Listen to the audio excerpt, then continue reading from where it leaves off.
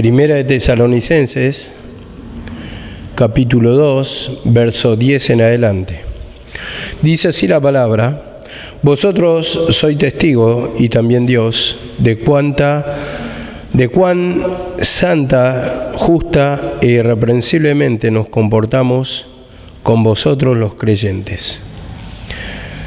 Así como también sabéis de qué modo, como el Padre a sus hijos, exhortábamos y consolábamos a cada uno de vosotros, y os encargábamos que anduvieseis como es digno de Dios, que os llamó a su reino y gloria.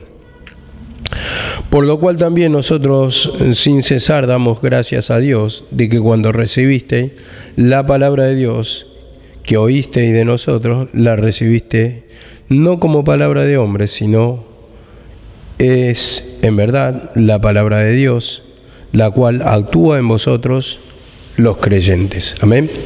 Bueno, estamos hablando todo este capítulo 2 del trato de Pablo con los tesalonicenses. Recuerda que veníamos del hilo de que él como padre a hijo se dirigía, le trataba como una madre, una nodriza, como decía, y todo un buen trato.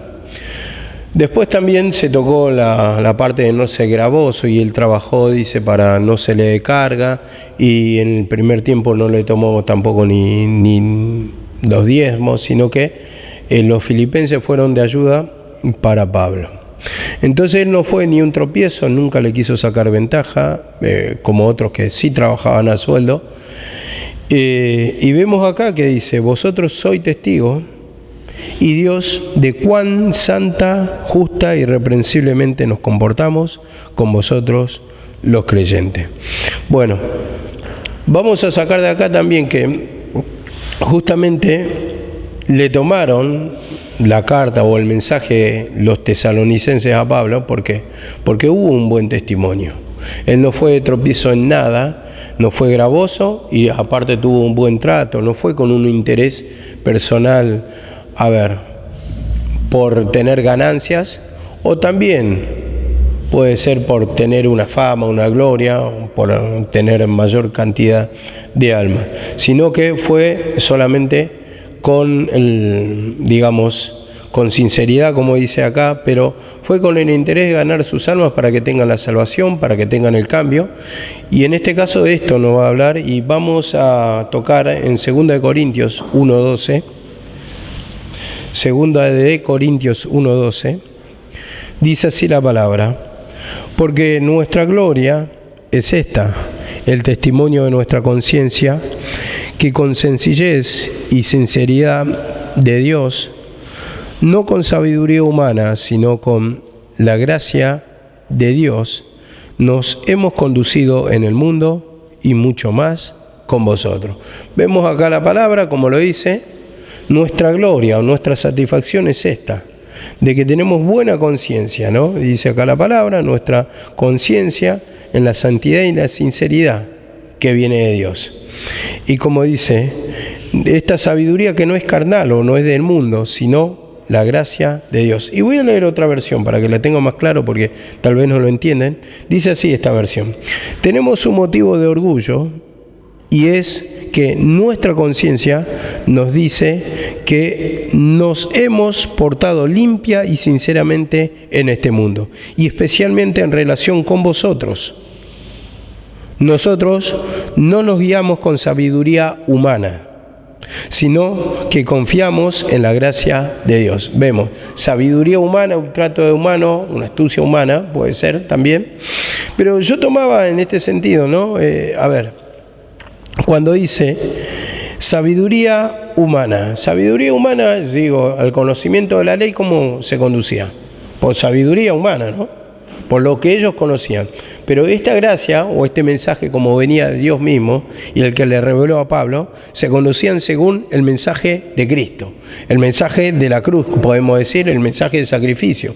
Porque ustedes tienen que entender en ese tiempo cuál era la contención. La contención ¿era o no era el Cristo? ¿Este es el mensaje verdadero, el de la ley?, decían los fariseos.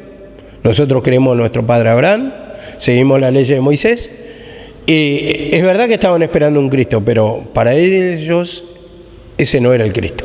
Entonces, ahí se generaba la contención. Justamente esto daba el inicio al conflicto. Entonces, por eso eran tantas persecuciones con Pablo, por causa de que él confirmaba al Cristo.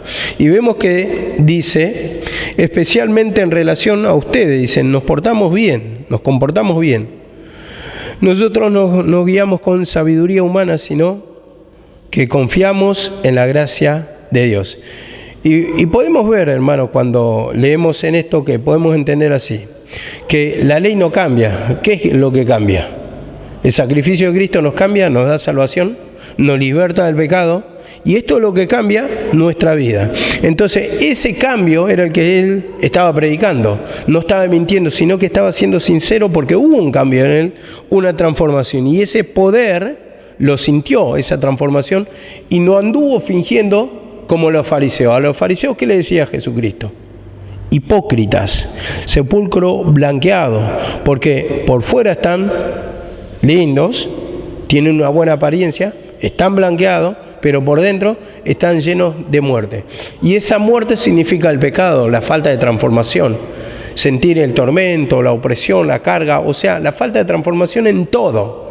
Y muchas veces vivimos así como unos fariseos cuando no confiamos en el mensaje de la cruz. Por eso nos muestra, hermano, acá que el motivo de orgullo justamente de Pablo es que tenía una limpia conciencia. Entonces actuaba según lo que vivía y predicaba lo que vivía, esa transformación. Y eso es lo que nosotros también tenemos que sentir en nuestro interior, el cambio de la vida para poder predicar. Entonces ya no vamos a actuar con fingimiento o con pensamientos que a mí me parece esto o me parece lo otro, sino que vamos a hablar de vivencia. Entonces siempre la palabra la vamos a aplicar a nuestros testimonios, a nuestras vivencias. Entonces ahí va a tener crédito la palabra, dice, sinceramente. Y este es nuestro orgullo, que actuamos así porque no hablamos con sabiduría humana, sino que la que enseña el Espíritu, también lo dice en 2 Corintios 2, la que enseña el Espíritu, acomodando lo espiritual a lo espirituales. Entonces el Señor, a través de la limpieza de pecado, de la confesión de pecado y del arrepentimiento, por supuesto, va transformando por la palabra nuestra vida. Entonces sentimos y según sentimos, eso hablamos, como lo dijo Pablo también. Entonces, vamos a predicar lo que vivimos, y esa es la sinceridad y el orgullo que tiene Pablo, que hubo una transformación, entonces pudo hablar del poder de Dios y no con sabiduría humana, simplemente con un conocimiento teórico, sino que sentía esa gracia de Dios en su vida. Y dice en 1 Tesalonicenses 1:5, 1 Tesalonicenses 1:5, dice así: pues nuestro evangelio no vino a vosotros solamente en palabras, sino también en poder y en el Espíritu Santo con plena convicción. Como sabéis, qué clase de persona demostramos ser entre vosotros por amor de vosotros. Vemos, no solamente en palabras, sino también en poder. Y muchas veces, hermano, cuando predicamos solamente palabras, es teoría. No vivimos y no podemos tener una certeza de algo que no estamos viviendo. Entonces, nosotros tenemos que comprobar, como dice la palabra, el poder de Dios. Entonces, cuando comprobamos el poder o la gracia de Dios, entonces ahí vamos a tener certeza de lo que estamos hablando, porque ya no pasa a ser teoría, sino que hay una convicción, hay una transformación. Entonces, eso es lo que vamos a predicar. La transformación, que el Cristo tiene poder para libertar de la vida, de la opresión, del tormento, del nerviosismo, de las divisiones, de las peleas, de las contiendas y de tantas cosas, hermanos, que pueden acontecer en nuestra vida. ¿Hay sufrimiento? Sí. ¿Hay destrucción de hogar? Sí. ¿Hay hechicería en nuestra vida? Sí. ¿Hay tormento en nuestra vida? Sí. ¿Hay vicios también? Pero cuando empieza a actuar la gracia de Dios en nosotros, entonces, ¿qué pasa? Hay una transformación. Y esa gracia de Dios va a actuar siempre que tengamos fe, que tengamos confianza. Y cuando digo confianza, fe, es que le echo todas las cargas a Él para que Él transforme y Él haga la obra. Él destruya mi pecado, entonces voy a tener una nueva vida. O andamos, como dice la palabra también, en novedad de vida. Y dice acá no solamente en palabras, sino también en poder y en el Espíritu Santo con plena convicción, o sea, plena fe. Por eso yo le entrego mis cargas, porque sé que Él puede hacer la obra. Entonces eso se llama fe. Cuando yo le entrego mis pecados, le confieso, para que transforme mi vida, para que salgan los tormentos y para que todo mi entorno y mi interior, hermano, sienta la presencia de Dios. Y como la transformación es de dentro para afuera, entonces vamos a sentir primeramente la tranquilidad, la paz, el regocijo, el estar bien con la presencia del Señor, y después todo lo otro se vaya acomodando. ¿Por qué? Porque también te da la añadidura, también transforma tu entorno, porque se van despejando tus caminos, entonces ya tenés otra óptica. Resulta ser que cuando vos sentís la presencia del Señor, ya el problema que tenías ya no es problema. ¿Y en qué me baso en esto? Es que, por ejemplo, vos tenés problema porque, querés comprarte algo y te toma la mente que vos te querés comprar y te encaprichás, y yo quiero tener este pantalón y este pantalón, por ejemplo, ¿no? Y es un tormento cuando no tenés la plata, pero cuando te toma la vida el Señor, cuando te transforma el Señor, ya no tenés el foco ahí. El enfoque está en Jesucristo y en sentir su presencia. Y si te da, ¿por qué? Te da lo mismo en sí, porque vos sentís la presencia del Señor y, como dice la palabra, teniendo sustento y abrigo, estoy contento con esto. Y si yo siento la presencia del Señor que me sostiene, que me transforma, yo voy a estar contento con eso. Él es la plenitud, lo que va a colmar ese vacío. Porque a donde hay vacío espiritual o vacío de la presencia de Dios, entra el pecado y te dice, te falta esto. Y en realidad te está faltando la presencia del Señor. Pero cuando sentí la presencia, los problemas que vos tenés como problema ya no son problemas. Porque te sentís pleno, te sentís lleno y a vos te importa solamente que te llene la presencia del Señor. Es increíble cómo a veces nos hacemos problemas por estupideces, por pequeñeces, y voy a decir pequeñeces con toda la palabra, porque, por ejemplo, la otra vez le había dicho a este chico, Freddy, estábamos hablando y le dije, bueno, viniste un momento malo, justo pasamos necesidad, y bueno, no tenemos mucho. ¿Esto es necesidad? Dice. Para mí abundancia, dice. Y el tipo comía, claro, viene de otro contexto. Bueno, y ahí me he dado cuenta que uno se hace drama por pequeñeces. Porque tenemos para comer, sí, tal vez a veces no comemos lo que deseamos, pero hambre no hay, en el sentido de decir hambre. Y si pasamos más allá, nos acomodamos a este contexto y bueno, sentimos la presencia del Señor, comemos, pero cuando se hacen problemas por pequeñeces, y más voy a hablar del contexto de la mesa, cuando empieza a discutir por estupideces, ahí está el tema de la chiquilinada, ¿no? Que, porque vos me dijiste esto, y empiezan las palabritas, el juego de palabras, Y eso es justamente lo que nos muestra nuestro estado espiritual, que nos hacemos drama por pequeñez, o sea, chiquilinada voy a decir, porque ya no tendría ni que estar a nuestra altura que discutamos. Eso está bien para los pibitos de 10 años, para los pibitos de 15 tal vez, pero ya a nuestra altura, que superan todos los 20, ya no tendría que existir esas discusiones que no tienen sentido, no llevan a ningún lado y solamente alteran nuestro estar cotidiano en este lugar. Y por eso, hermano, hablaba de esto, ¿no? Del testimonio y de la transformación que vivimos. Y cuando llena la presencia del Señor, como dice, entra el poder del Señor. Ya no solamente se trata de palabra, y como dice acá, como sabéis qué clase de personas demostramos ser entre vosotros. Demostramos ser entre vosotros. O sea, demostraron entre los tesalonicenses qué clase de personas. O sea, que hubo transformación. No le habló con mentira porque era lo que sentía Pablo. Entonces presentaba su testimonio y presentaba la palabra, o la palabra y el testimonio. Entonces, van paralelo. La palabra y el testimonio van paralelo, y esto es lo que justamente hace que otro crea en el mensaje que estamos predicando. Dice acá la palabra también en 1 Corintios 4:14. Mientras vamos ahí, 1 Corintios 4:14. Yo voy a leer el versículo 11. Así que también sabéis de qué modo como padre a hijo, dice, como padre a hijo, exhortábamos y consolábamos a cada uno de vosotros, como padre a hijo. Bueno, 1 Corintios 4:14 dice así: no escribo esto para avergonzaros, sino para amonestaros como a hijos míos amados. Entonces, siempre vemos que se dirigía o tenía ese sentimiento, como le dice acá, como un padre a un hijo. Y ustedes saben que el sentimiento de padre a hijo siempre va a ser sincero, al menos si es una persona correcta, vamos a decir. ¿Por qué? Porque uno lo quiere, lo ama y le desea que le vaya lo mejor a su hijo. Como dice acá en el 11, dice, también sabéis de qué modo, como padre a hijo, los exhortábamos y consolábamos a cada uno. Entonces yo había hablado la semana pasada del amor más grande, que es el del padre o la madre al hijo. Y acá, por ejemplo, cuando dice, no escribo para avergonzaros, sino para amonestarnos como padre a hijo. Entonces, muchas veces hemos pensado, hermano, que cuando nos apunta al pecado, nos dice el pecado, es para avergonzarnos, ¿no? ¿Sentimos todo eso? Yo creo que sí. Creo que yo todavía lo siento y todavía hay una pequeña incomodidad cuando me apuntan al pecado, y a veces me tengo que morder la lengua porque está la murmuración en mí, está la queja en mí.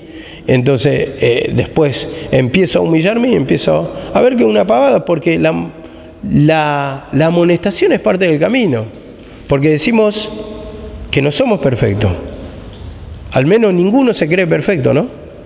Entonces, ¿qué nos tienen que corregir? El error, y el error es el pecado. ¿Y pecado qué significa? Error. ¿Y por qué te apuntan eso? Para que te vaya, ¿qué? Te vaya bien, para que tengas bendición. Entonces te dice, mira, estás errando, pero pará, que lo estás haciendo mal. Y eso te molesta, o no molesta, porque el diablo pone esa idea, que nos están avergonzando, que nos están diciendo, en realidad nos están salvando de un perjuicio, nos están apuntando al pecado o al error, porque va a traer perjuicio a nuestra vida, simplemente para eso.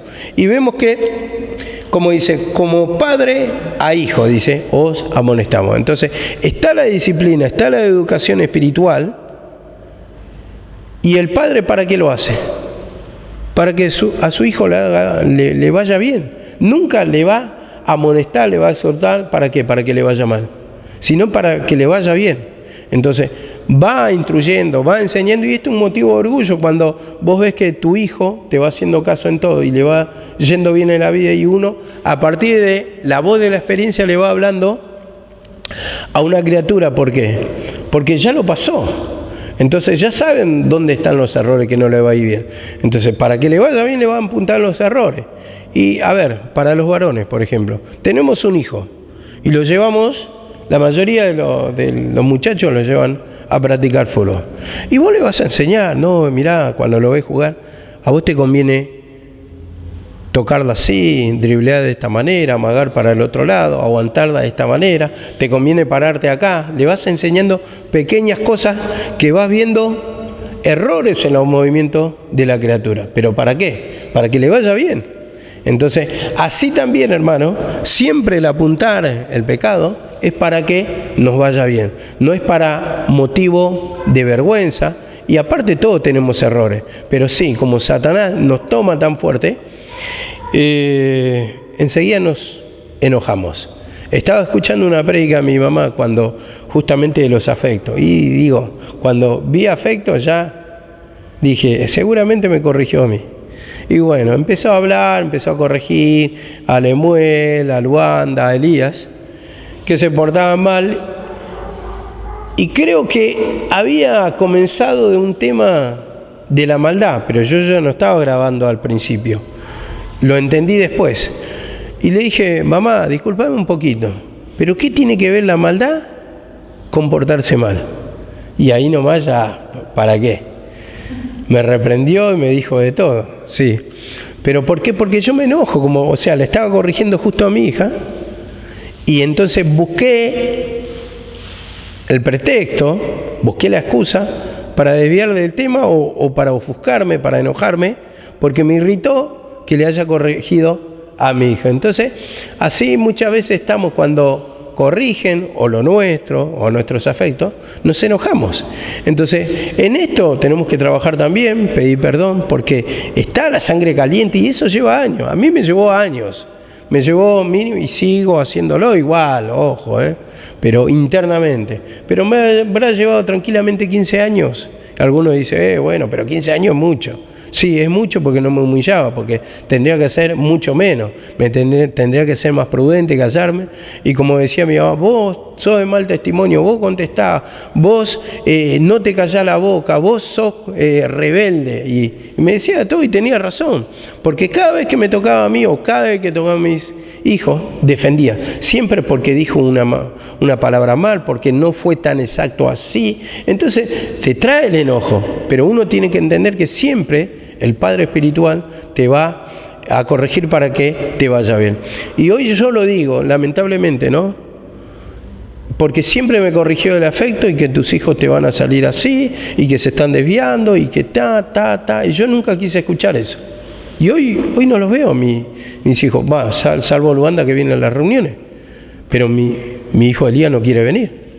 Entonces, vemos cómo mi mamá tenía razón y era para mi beneficio.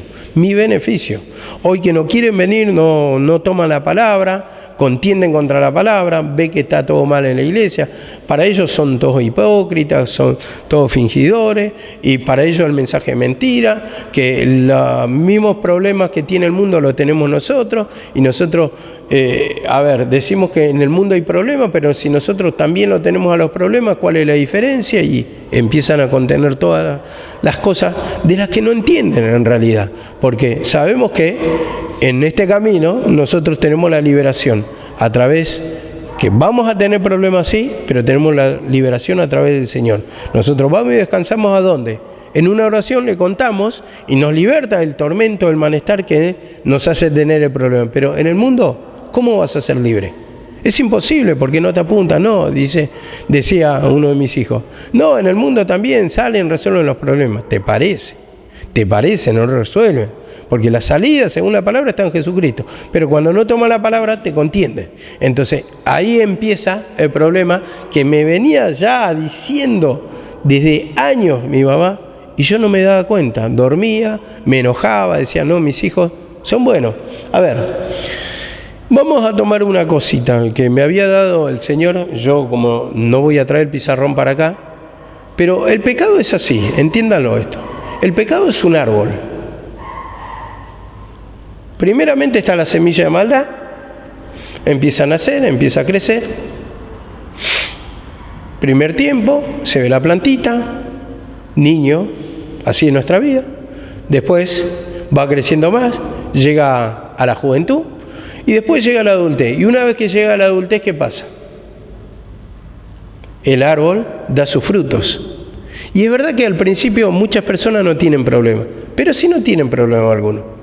Sí, el pecado todavía no dio su fruto, pero va a llegar el momento que van a pasar los años y se ve eso. A unos tardan más y a otros tardan menos, pero el pecado es un árbol y cuando dan los frutos, vienen los frutos de amargura. Por eso es lo que tenemos que entender, que es así. Tarde o temprano, la palabra no miente. La paga del pecado es muerte. Hay consecuencias por el pecado, hay dolor por el pecado, y es amargo como ajenjo, dice la palabra. Entonces, a ver, porque vemos que hay gente que le va todo bien, como dice, pero le va a llegar. Tarde o temprano en esta vida, como dice que es una brega, va a haber dolor. Y para eso tenemos que tener el antídoto. La palabra, la oración, echando toda mi ansiedad sobre el Señor, como dice, creo que está en Santiago, porque Él tiene cuidado de vosotros.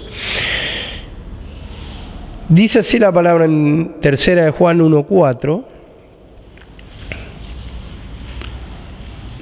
3 de Juan 1:4.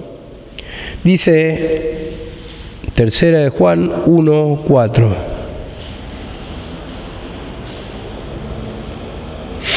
Dice, no tengo mayor gozo que el oír que mis hijos andan en la verdad. Vemos acá la palabra, no tengo mayor gozo, dice. el oír que mis hijos andan en la verdad. Y la verdad acá lo está apuntando el mensaje del Cristo, mensaje de Jesucristo, esa es la verdad manifestada. El Señor que dijo, yo soy el camino, la verdad y la vida. Y cuando dice verdad es que es realidad. Entonces ya está un poder presente, ya no corre la ley, y eso lo está apuntando, más o menos así apunta Juan. Y está el mensaje de Jesucristo, entonces no deberíamos poner justamente nuestra fe en lo que es figura, en lo que es sombra, sino en la realidad, en el mensaje de Jesucristo. Ya está todo cumplido. Y como vamos a tocar no solamente la ley, pero el lavado de pies, el lavado de manos, los bautismos, son todas figuras. Entonces, ¿en qué nos apoyamos? Usted, por ejemplo, para mirar esto, ¿vos qué zapatillas te comprás si tenés plata? ¿La original o la falsificada? La original. Si tenés la plata, la original. A todos nos gusta la original, ¿está claro? Bueno, así también deberíamos optar de la misma manera, hermano, con el mensaje. Lo original, lo real, es el mensaje de Jesucristo. Ya no andamos en figura y en la ley. Y como dice acá la palabra, no tengo mayor gozo que este, el oír que mis hijos andan en la verdad. Bueno, y en este sentido, naturalmente hablando como padre, uno se goza, ¿no?, cuando sus hijos aprenden y ponen en práctica todo lo que el padre le ha enseñado.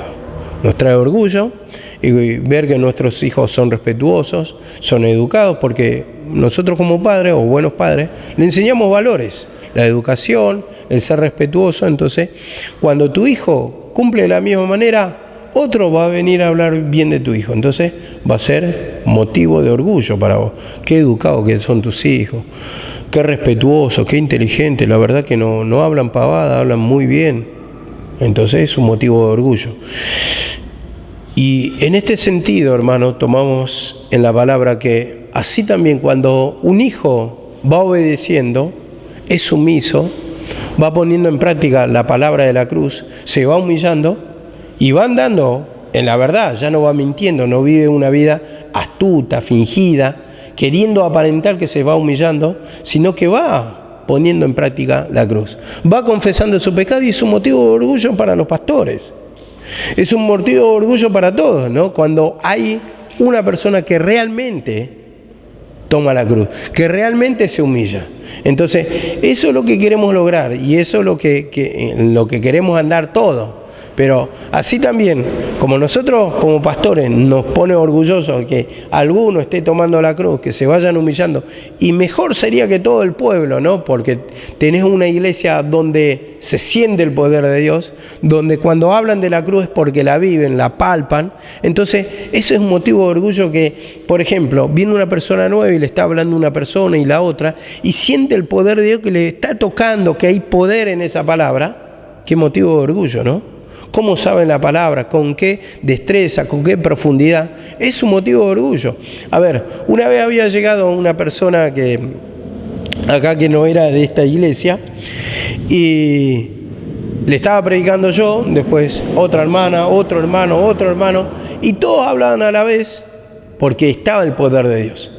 Y dice, qué bárbaro, son todos pastores, ¿cómo se siente el poder de Dios acá?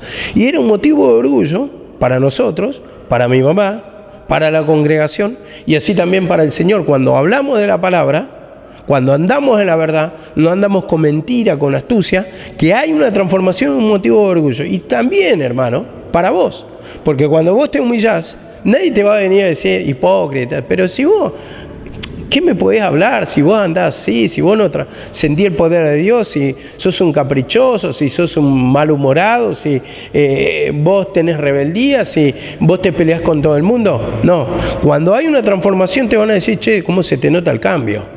Porque ya no sos la misma persona de antes, como andabas así, peleando con todo el mundo, discutiendo con todo el mundo, malhumorado, que andaba amargado. Entonces ya te la toman a la palabra. ¿Por qué? Porque hay una transformación.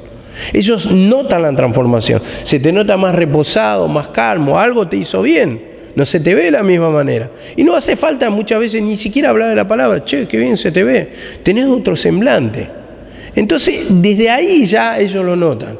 Y ese momento, tal vez es el momento de predicar, como decimos, es el momento de presentar la palabra, decir, sí, estoy yendo a una iglesia, estoy aprendiendo la palabra, Dios tocó mi vida, me va transformando, yo le voy confesando mis pecados y bueno, como uno pueda, le va predicando, pero sí es un motivo de orgullo.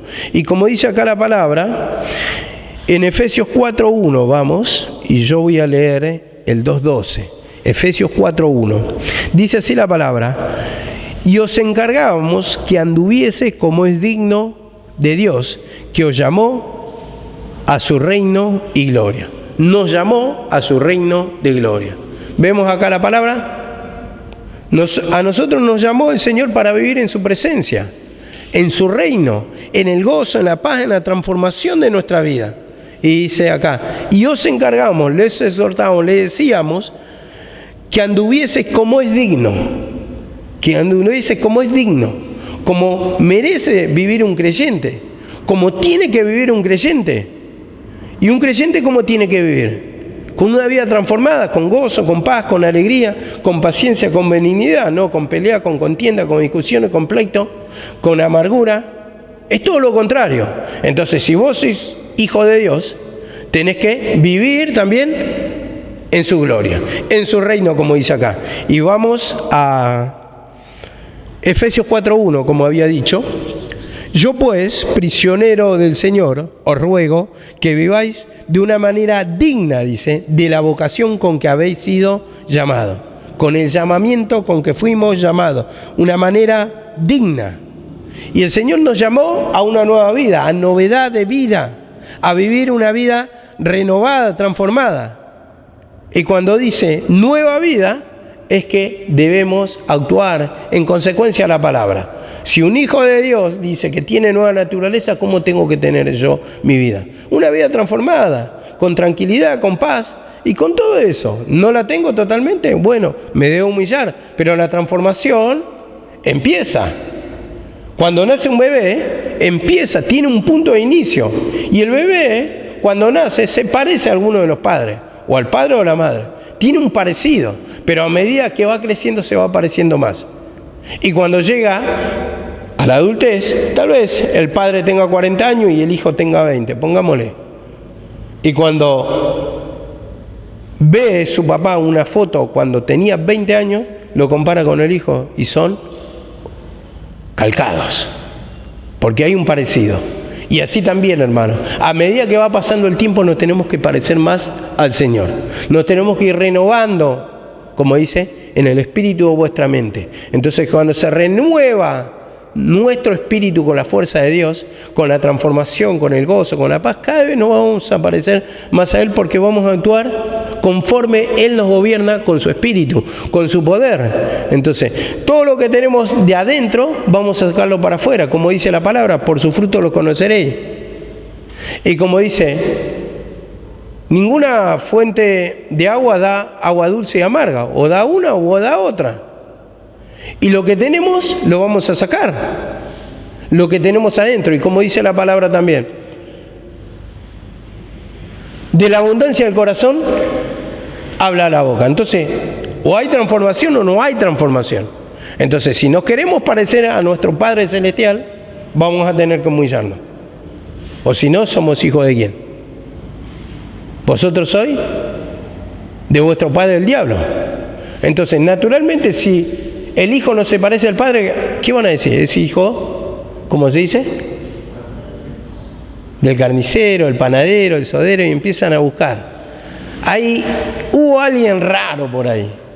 Algo raro pasó, pero no se parece. Por eso es bueno, hermano, naturalmente hablando, que nuestros hijos se parezcan, o que se parezcan a los padres, para que no haya duda, ¿no?